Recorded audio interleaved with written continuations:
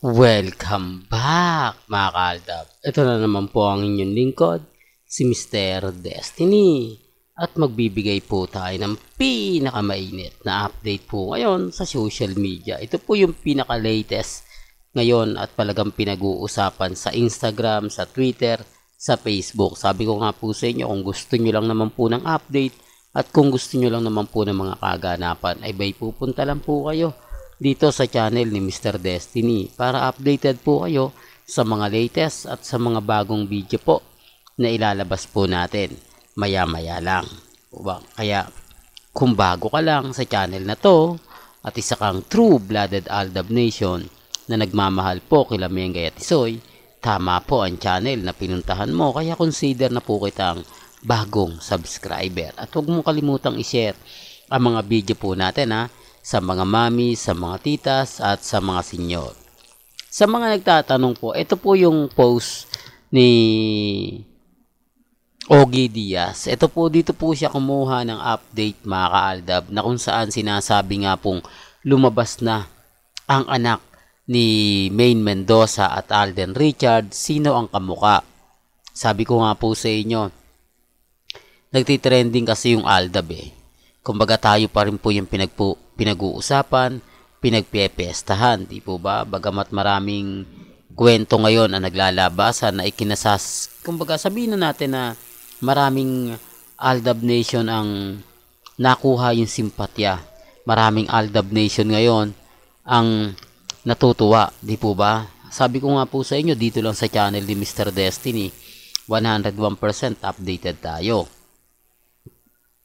Di po ba? Ang daming feedback ang daming comment po kay Ogie Diaz. Lahat doon pumapabor po sa R-Main at sa mga main fanatic. Siyempre, kung ako Aldab, magko-comment ka doon, ibabash ka lang ng gusto. Di po ba? Tama naman po yung ginawa ng ibang mga mamis, nagmistulang, tahimik na lang. Di po ba? Hindi rin naman po tayo mananalo ron. Kahit naman sabihin natin yung totoo, kahit naman magpaliwanag tayo, ibabas lang po talaga tayo. Hindi po ba? Tapos, i-delete lang po yung comment natin. Lalo na nga po kapag nakita ni Ogie Diaz na hindi nga po talaga maganda yung sinasabi natin. Hindi po ba? Alam nyo naman po na bitter din yan. Nakapagtataka lang po dahil sa tagal ng panahon, taon ang lumipas, nagkaroon na ng pandemic, pero bakit ngayon niya lang po sinabi? Di po ba? May mga bagay-bagay po na umaayon lang. Kung titignan mo, talagang masasabi mo na ganito ganyan. Sa bagay mga kaaldab, sabi ko nga po sa inyo, dito po sa channel ni Mr. Destiny, ano man po yung mga nababasa ninyo, ano naman po yung mga napapanood ninyo, napapakinggan, kapag pinag-uusapan yung Aldab, okay lang po yan. Di po ba? Kaya dun sa mga nagre-react, nagsasabi na fake news yan si Mr. Destiny. Huwag po kayo maniniwala. Di po ba? Alam nyo naman po na pagdating po sa pagbibigay ng mga kaganapan, sa pagbibigay ng mga update, hindi po tayo nagpapahuli. Although maraming nagre-react talaga. Maraming sumisimpatya po sa kanila na sinisiraan lang daw namin si Mengay. Kumbaga wala daw pong katotohanan yung mga pinagkakalat nila Madam Mila at ilang mga dilulo ng Aldab, yung kulto. Okay lang naman po, di po ba? Bakit nga po ba sila sobrang affected? Bakit ba lagi po silang nagre-react sa mga sinasabi namin? Di po ba? Tapos na nga po yung boxing, sabi nga po ng R-Main. Di po ba?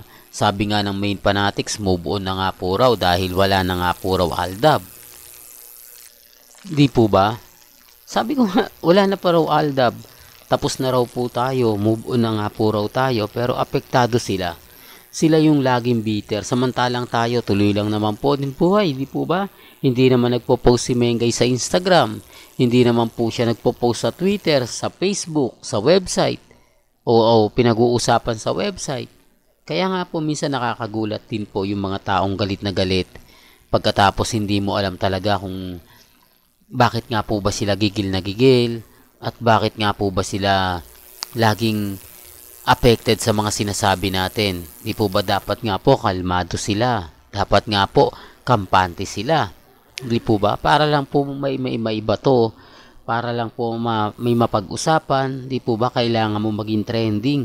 Kailangan mo maging viral. Ang problema lang mga kaaldab, sila po yung lumalabas na bitter. Sila po yung lumalabas na galit na galit sa aldab. Di po ba? Sabi daw ng iba, wag daw pansinin yung aldab, okay lang. Pero bakit sila nanginginig sa galit? Di po ba? Kapraso lang naman yung sinabi ni Ogie Diaz. Halos hindi naman po buong vlogs.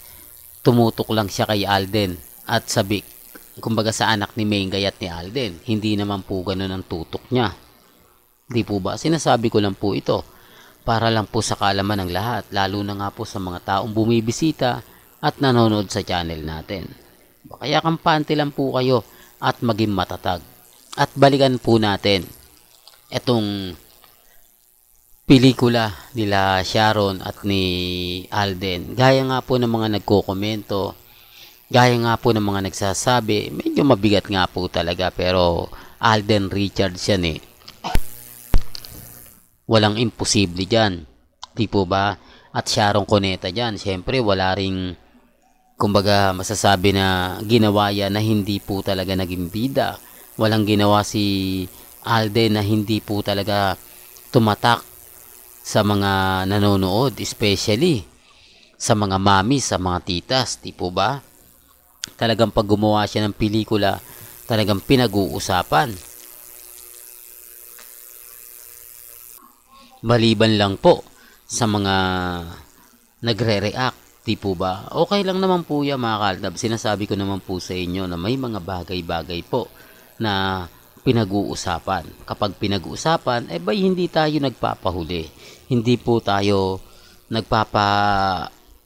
kumbaga, ibig kong sabihin, nahuhuli sa pagbibigay po ng update. Gaya po ngayon, nakuha natin yung update na yan. Marami na po nag-react, marami na nagkomento. Totoo naman po yung sinasabi natin. Totoo naman po yung mga pinapaliwanag natin. Ang hindi lang po nila, kumbaga matanggap na lagi po tayo nangunguna. Lagi po tayong pinag-uusapan. Lagi po tayong pinagpepiestahan. Di po ba? Masakit po para po sa akin, sa Aldab Nation. Pero kampante lang po kayo. Yun lang naman po yung importante, maging updated kayo. Well, hanggang dito na lang po yung ating latest updates. Kaya kung gusto nyo pa po ng pinaka-latest at sariwang update, tumutok lang po kayo dito sa channel ni Mr. Destiny para updated po kayo sa mga bagong video po na ilalabas po natin maya-maya lang. Hanggang sa muli, salamat po sa panonood at pakikinig.